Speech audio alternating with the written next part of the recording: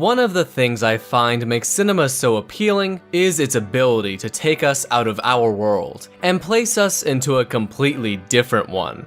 The realm of cinema can offer us a world that can captivate us and lets us explore things that we otherwise wouldn't be able to see or maybe even imagine. It can offer a world so intricate and substantive that it can challenge the very way we view and perceive the very world we live in. It's a medium that really allows artists to showcase the inner workings of their minds throughout a wide array of genres unlike any other medium. Hence why it is one of the most renowned artistic mediums throughout the world.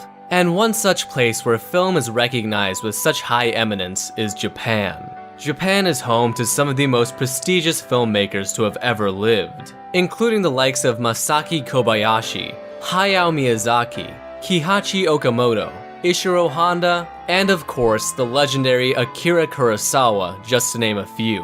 However, today we'll be taking a look at a film that many, including myself, consider to be one of the best films ever made that is widely unknown to Western audiences, as well as the ambitious filmmaker behind it. Today, we'll be taking a look at Nobuhiko Obayashi's spectacular 1977 fantasy film,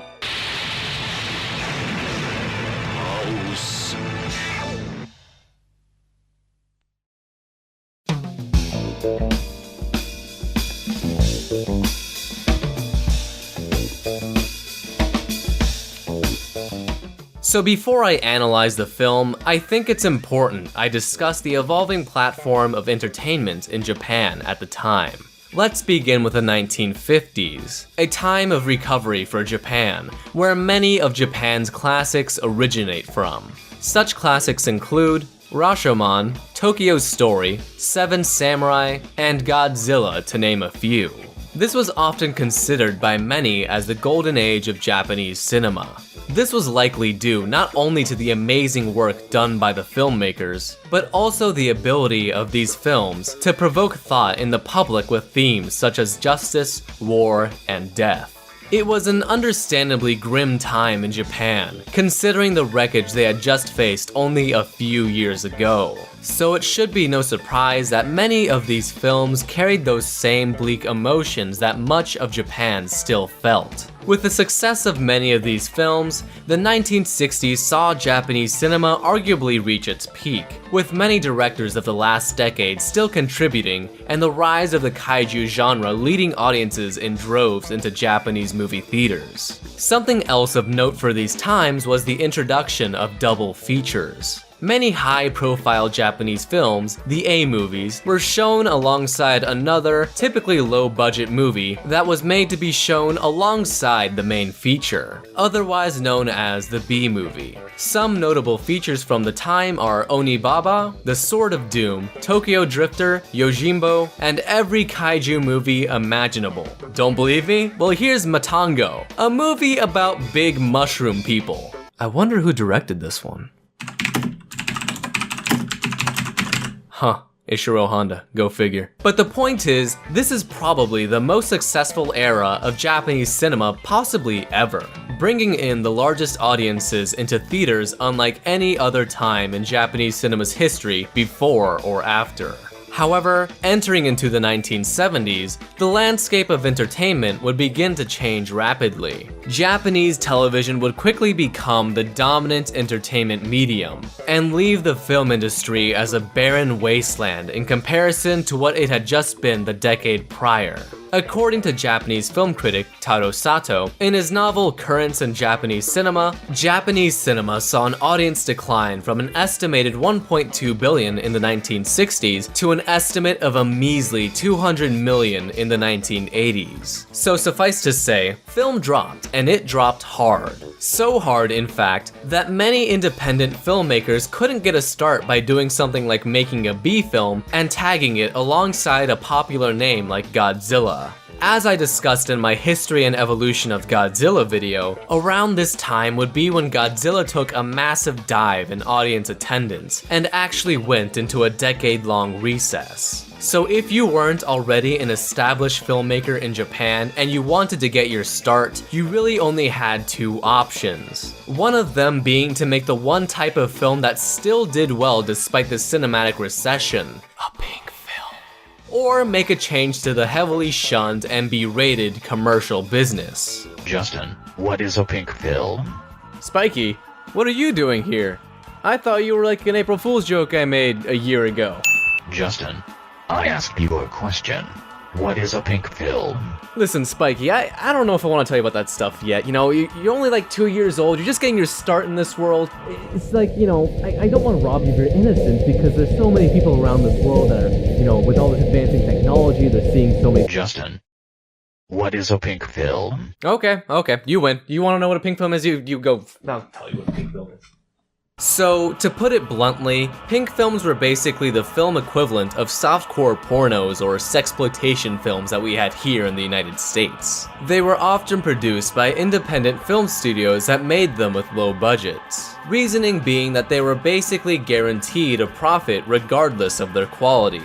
Also, most of these movies don't do more than they really have to since they know what the audience wants. We all know it, guys. Sex sells, and it's sold big time in the cinematic downward spiral. Director Satoru Kobayashi, the director often credited with the birth of the pink film genre, made a film titled Flesh Market. Really hot titling, I know. Released in 1962.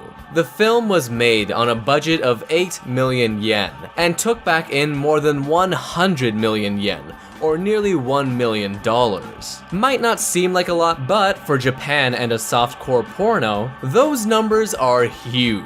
So with other independent studios seeing these massive numbers in 1962, they followed the trend so well to the point where we still see them today, where pink films still manage to make large profits despite things like being held back by being limited to adult-only theaters. So basically what I'm trying to say in giving a mini history lesson on Japanese softcore pornos is that it was very successful, and a lot of up-and-coming directors decided that if they were going to make it anywhere, their start was going to be in making a pink film. Not only that, but making a successful film had become exceedingly difficult. This due to the lowering theater attendance that in turn caused film budgets to reduce exponentially just to make a profit. Take for example, many of the Godzilla films that took big budget hits. Despite the popularity of the films in the 60s, that led to the usage of stock footage as the foundation of the films. However, there were also a high amount of independent filmmakers that decided to take the leap to producing commercials instead, despite the negative stigma that was carried with it. You see, many of these filmmakers were shunned by the rest because they declared commercials to be without soul and not true art. Regardless, these filmmakers also managed to become successful because of the aforementioned recent boom of television in Japan. However, only one of them would go on to change the landscape of Japanese filmmaking forever: the infamous Nobuhiko Obayashi.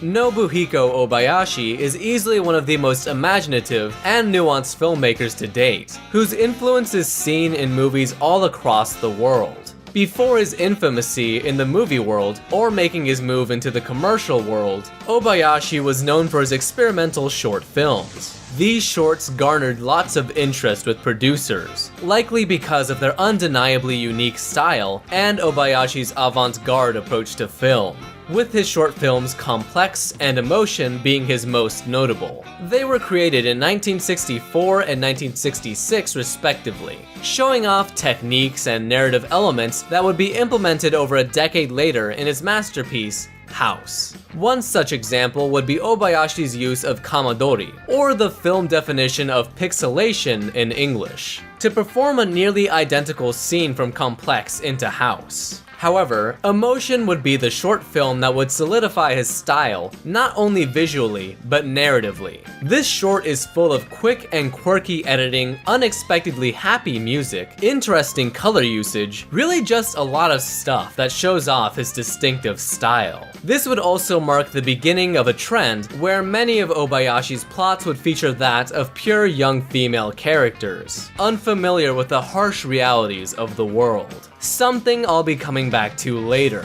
These shorts would catch the attention of many commercial producers that saw potential in Obayashi and wanted him to direct commercials for them. He would then go on to do so, and would begin to further experiment with camera tricks, special effects, and really hone in his style as a director. Later on in 1975, the cinematic world would be changed forever, with the emergence of Steven Spielberg's massively successful film, Jaws. The film broke records everywhere it went, received critical praise, and to this day is still one of the highest-grossing films ever made, and was the highest-grossing film ever made until the release of Star Wars about 2 years later. Many movie studios saw the financial success of Jaws and wanted to replicate that success for themselves. Some of them even being what appeared to be shameless rip-offs of the box office giant. Unsurprisingly, none of them managed to come close to holding a candle to Jaws in quality or financial success. Toho Studios in Japan also aimed to achieve the success of Jaws, as they were facing financial troubles which led to a slew of issues, including extremely low film budgets and the lowering of film releases. Films being made on the cheap led to actors being put in dangerous situations, heavily rushed productions, and a lot more that led to the severe damagement of the final products. Not only was this an issue, but with the lowering amount of film releases, independent filmmakers had less and less of a chance to place their movies alongside another in a double feature to get their names out there. So not only were these issues causing Toho Productions to suffer greatly, but also consequently silencing some filmmakers that never even got the chance to showcase their work to the world. One of the prime examples of the damage done being the Godzilla franchise, a franchise I am now all too familiar with. Over the course of the 70s, the franchise would take a massive hit as the rise in popularity in TV led to smaller and smaller box office returns for the once immensely popular franchise. It was during this time that the series would come to a screeching halt for nearly a decade because of significantly lowering box office numbers and the exponentially reducing audience sizes. And this was only a decade after the immense success of films like Mothra vs. Godzilla and King Kong vs. Godzilla, both box office smashes in their own right. However, Toho would soon be on the verge of producing not only one of the most successful Japanese films ever made, but also a film that would go on to change Japanese cinema forever.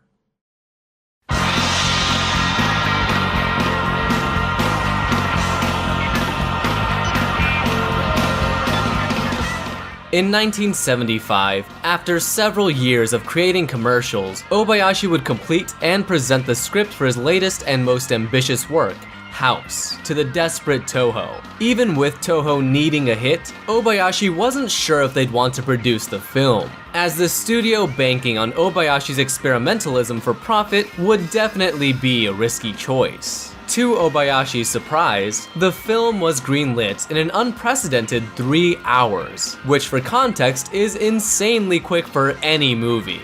But even so, Toho did not have any directors available to direct the film, and Obayashi was denied the ability to direct his own script. This being because Toho only allowed directors contracted with Toho to direct Toho Productions. Because of this, the project would come to a standstill for quite some time, but not without Obayashi being given permission to promote his film. According to Obayashi himself, he stood around on the streets, handing any random people passing by business cards that promoted the film. His promotion for the film would pay off, as it generated a massive interest around Japan. This interest would lead to the novelization of the script, the creation of the film's soundtrack, a manga, and a radio dramatization all before the film's release. Eventually, after roughly 2 years of waiting, Toho would cave in to the craze generated by people eager to see the film, and would finally allow Obayashi to direct the iconic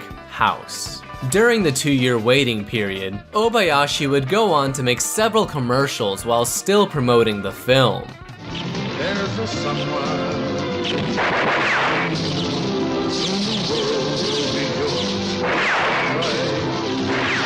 According to him, he made a minimum of 200 commercials and likely created more.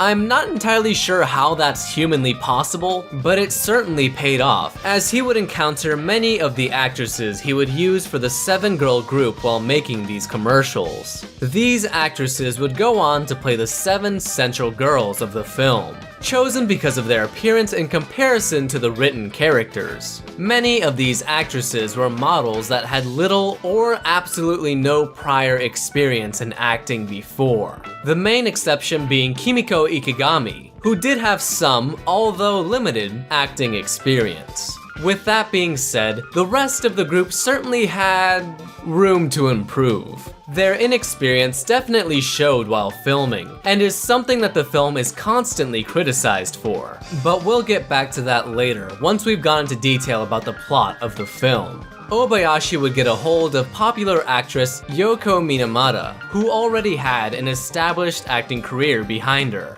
The rest of the crew was basically comprised of Obayashi's friends, with one of the more prominent roles being given to Kiyohiko Ozaki, who plays the character of Mr. Togo. Then there's also Asai Kobayashi, probably said that wrong, the person who was originally tasked with making the soundtrack for the film. However, he rejected, and instead offered the assistance of a growing Japanese rock band by the name of Godiva. They, of course, would go on to make the soundtrack for the film far before its release. Although Kobayashi didn't want to score the film, he did say he'd assist Obayashi with starring in the film, and would go on to iconically say the title of the film. Hence why he is credited with the amazing title of Watermelon Man.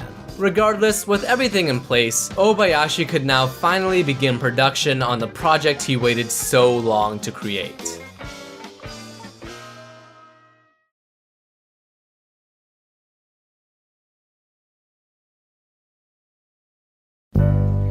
So with all this talk about this experimental and imaginative film, I'm sure many of you are left wondering what it exactly is that this movie is about. And no worries for those of you that haven't seen the movie. In my opinion, spoiling the plot of this movie isn't going to make your viewing experience any less interesting than if you had gone into the film not knowing the plot. It's a film that really needs to be viewed to be experienced, because this isn't a film that can really be put into words. To quote Chuck Stevens in his essay for the film, House is a film that must be seen to be believed, and then seen again to believe that you really did see what you think you saw. Nonetheless, I do completely understand if you want to avoid knowing anything about the film. So now would be a good time to pause the video, watch the movie, and then come back to this video when you're done. But for those of you newcomers that haven't really an idea of what this movie is about, to put it into the simplest terms, House is a movie about a possessed house that goes on to eat some girls on vacation. And that really is a bare bones explanation of the thing, because when you take the deep dive in, there's really a whole lot more to uncover. So let's go ahead and talk about it. So the story follows 7 high school friends named Melody, Sweet, Mac, Kung Fu, Prof, Fantasy, and the main character, Gorgeous. As you might have noticed, all these characters are named after what is basically their one defining character trait.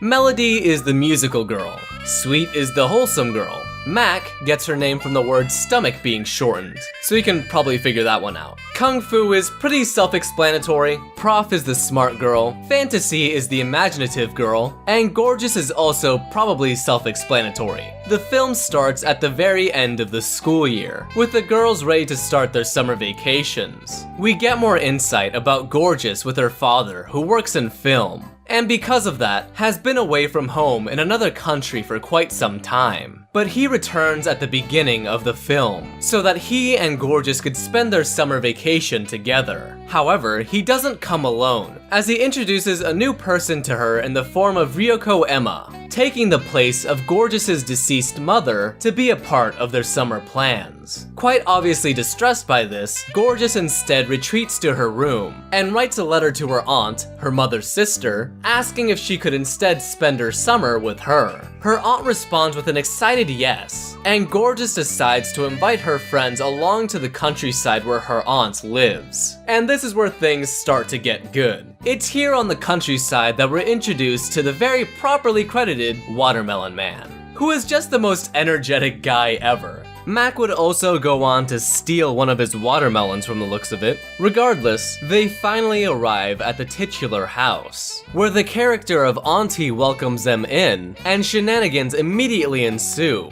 Things go completely gonzo before we've even gotten a chance to settle in. Mac would be the first one to go, after putting the watermelon in a well to keep it cold and never returning. Fantasy would then go on to look for her at the well, a decision she would soon come to find would bite her in the ass. Gorgeous is attacked by hair, the auntie vanishes by going into her broken refrigerator, Sweet is attacked by a mattress, everything is happening. Eventually, Gorgeous becomes possessed by auntie after looking into her mirror, and would later be found by Kung Fu and Prof in her aunt's bridal gown. Melody is attacked by a piano of all things in one of the most iconic scenes from the film.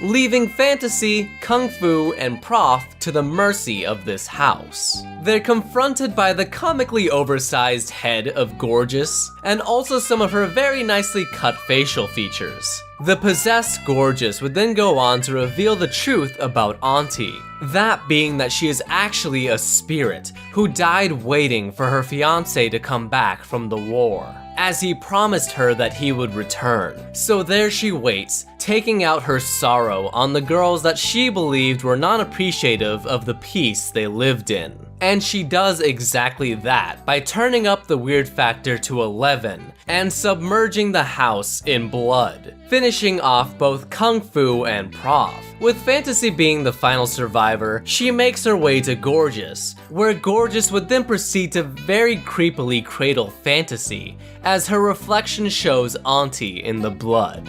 Chances are that she was also probably eaten. The next morning, Ryoko heads out to the countryside to find and speak with Gorgeous, where Gorgeous promptly shakes her hand, and she becomes fire. Also, Mr. Togo becomes a bunch of bananas. The end! So now you're probably asking yourself what any of this has to do with anything. And honestly, it took me a while to find the answer that I felt satisfied with. Honestly, the script was rewritten like 5 times. There are so many seemingly random things throughout this movie that could just be seen at face value and have nothing taken away from them. But ultimately, I find there to actually be a purpose and significance once I did a full-on deep dive of Nobuhiko Obayashi and his past. So let's go ahead and explain House in...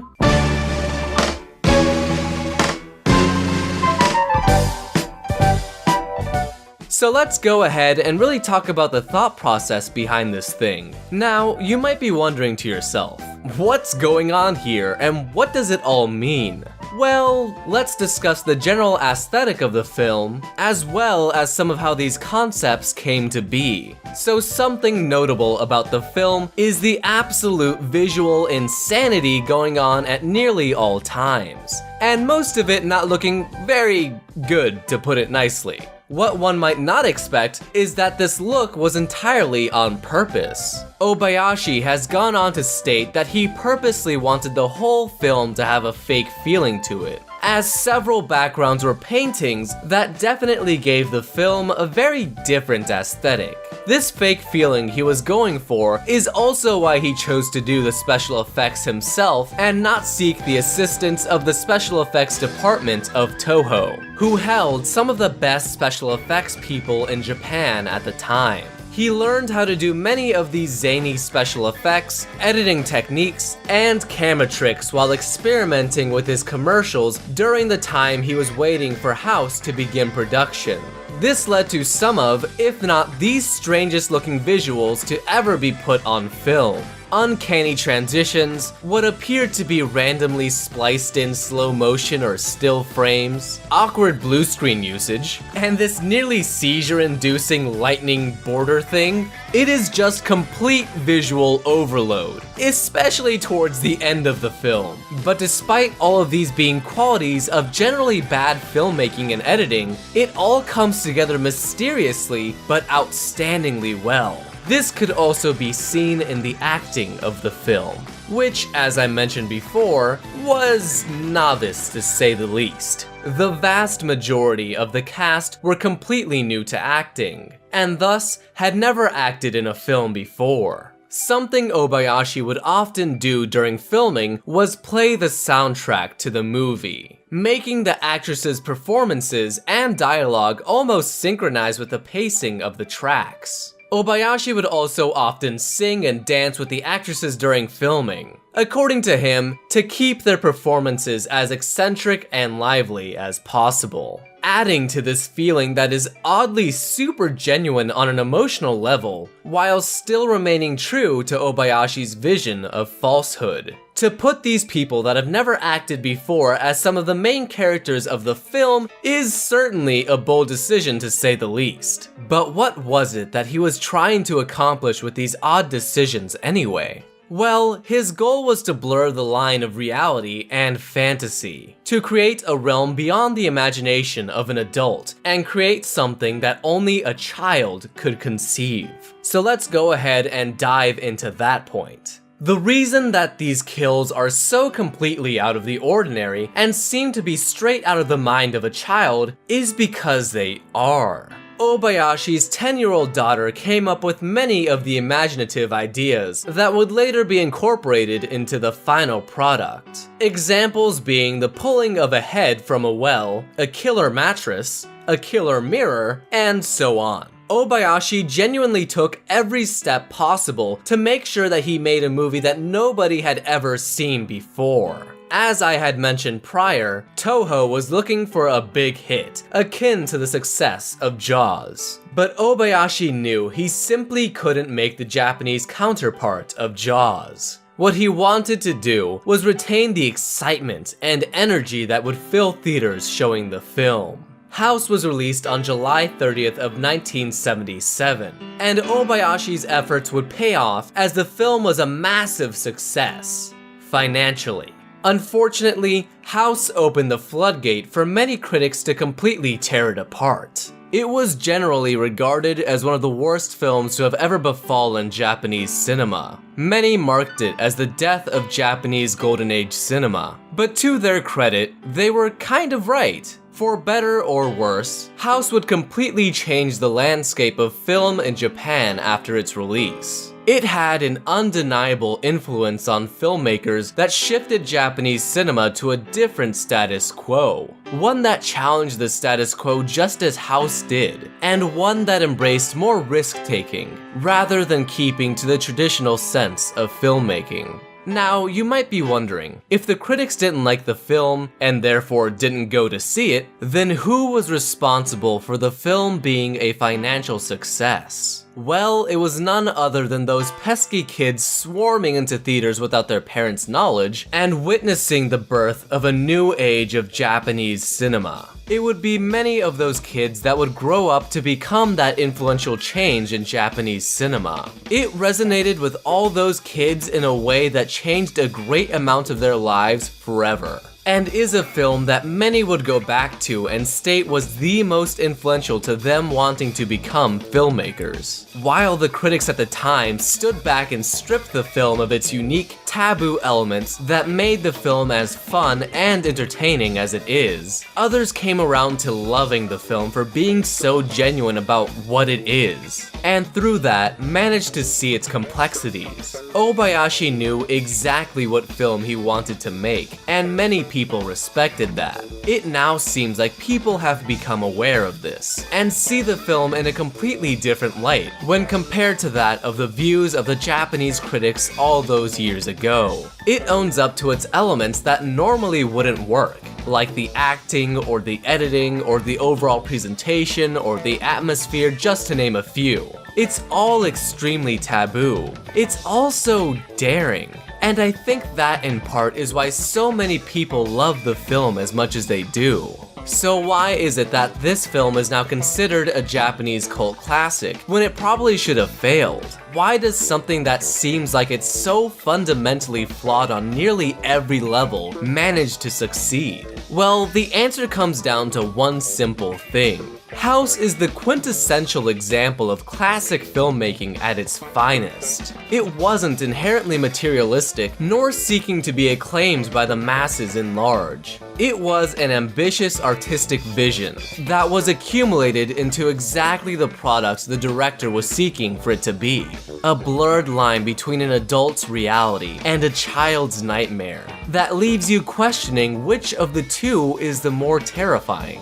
A personal piece that left subtleties of the director's life and issues that society doesn't really seem to be comfortable talking about. It's a genuinely beautiful piece, encapsulated into a 1 hour and 20-minute long LSD trip.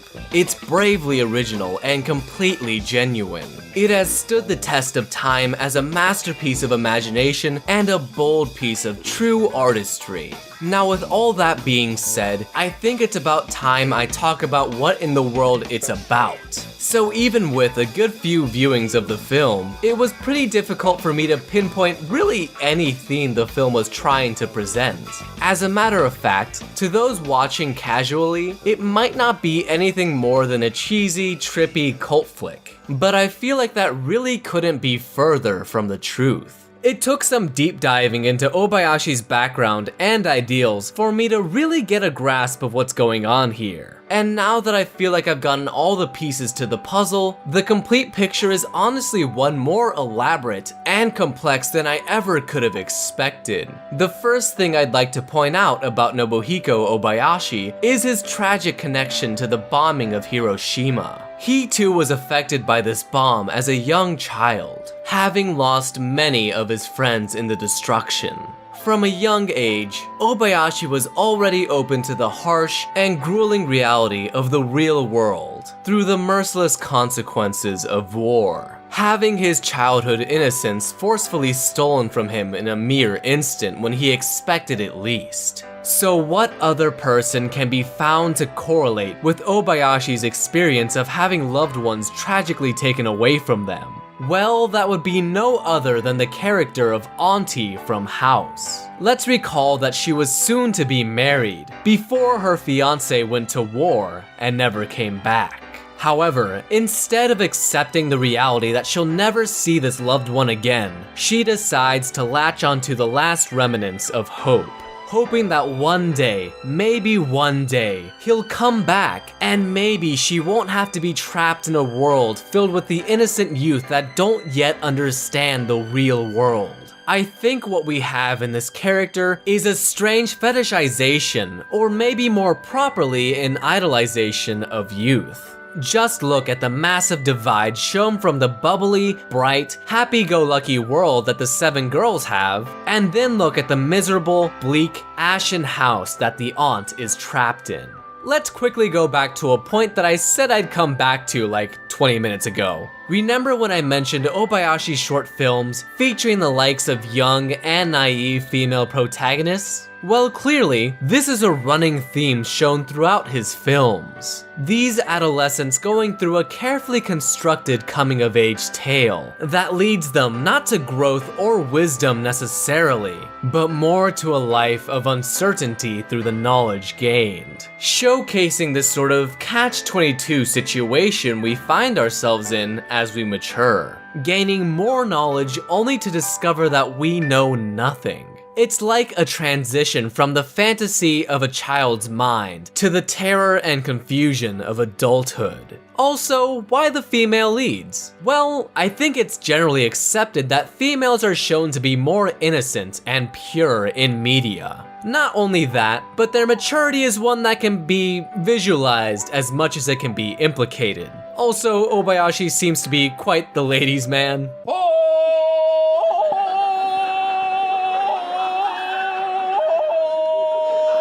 So with all that being said, I've found that I see House not so much as a horror film or a comedy film, as much as I think of it as a coming-of-age tale. So much of it feels childlike and innocent, until we get to a distinctive moment where it just isn't. I think this is also why the film appealed to kids so much. Not only was a lot of it constructed by the mind of a child, but it carries the essence of what it means to be a child in a brilliant way. However, it ultimately results in these youths being forced into the adult world with only one remaining. One that now not only has these experiences of the reckless killing of her friends, but also then becomes the same spiteful adult that led her to gain these experiences in a very literal manner. So going back to Obayashi, making this connection within the film, I can only assume that he is a person that feels similarly trapped in his adulthood, and more so to the experiences that led him to reach this forced maturity. I think I can back this up even further by talking about one of his films titled Hanagatami. This film is one of Obayashi's passion projects, a film that he has long wanted to make even before House, but never had the opportunity to actually do so until just last year in 2017. So why has he held on to this project for so long? What could it possibly be about that he would hold on to this idea for decades to eventually make it? Well, to put it simply, Hanagatami is about the pureness of youth beset by the chaos of war. Yeah, once you put it into this perspective, it's easy to see why he held on to this project for so long. It's very apparent just how much of an effect not only the events of Hiroshima had on him, but also the general theme of war. There have been plenty of filmmakers to put their thoughts of war and the loss of purity onto film, but nothing ever quite like Nobuhiko Obayashi presents in his films. So ultimately, I think House is the culmination of Obayashi's frustrations about war and adulthood, padded under a childlike fantasy, a fictional realm that serves to mask the reality, a world of despair.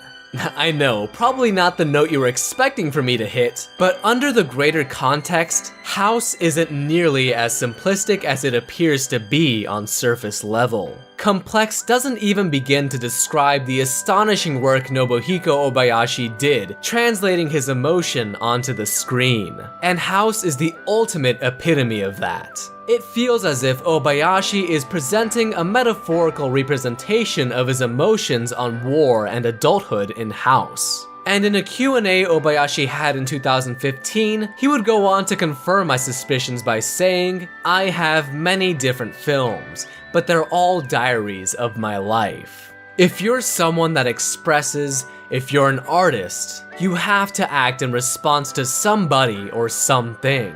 The source of my power of filmmaking is not action, it's reaction. Effectively stating that all of his films, including House, was a reaction to something that happened in his life. A forced maturity through the cruelty of wartime being the catalyst that would forever change cinema as we know it.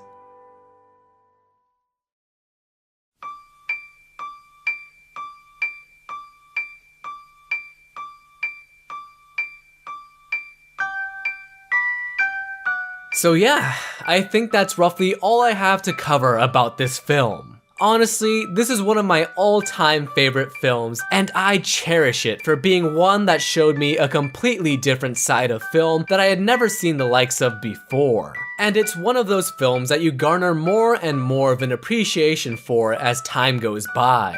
Doing all this research that I have on the film and on Obayashi has led me to gain a further understanding of the chaos on screen, and now really lets me see the purpose in creating such a unique and enthralling product. A product that defines his feelings on war, destruction, and adulthood in a subtle but meaningful way.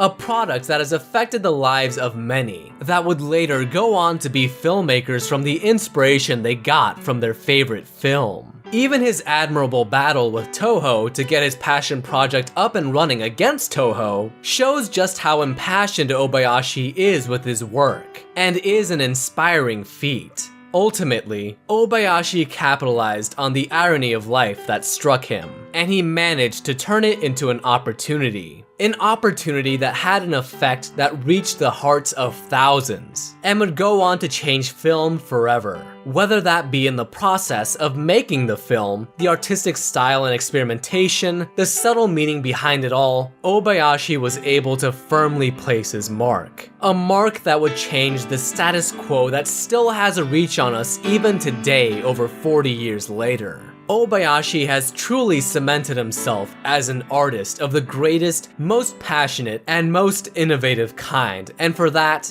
I thank him. His drive and passion has led to change that has resulted in some of the greatest artistic endeavors I think we've ever seen. People are no longer afraid to express themselves in ways that are culturally taboo.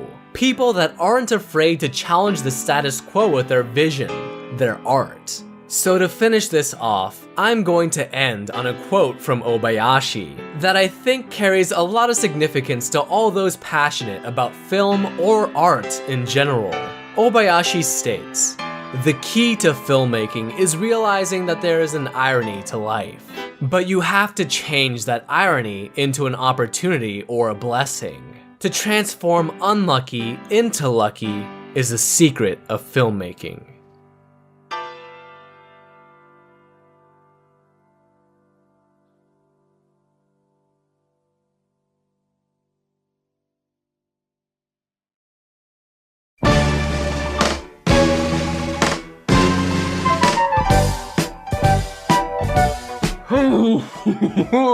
Hello there everyone, and thank you all so much for watching through yet another video. I know it took a while, but I really wanted to start off the year with a bang and talk about one of my favorite movies that I think has gone under the radar by far too many people. Nonetheless, if you enjoyed the video, why not consider supporting me and my channel on Patreon?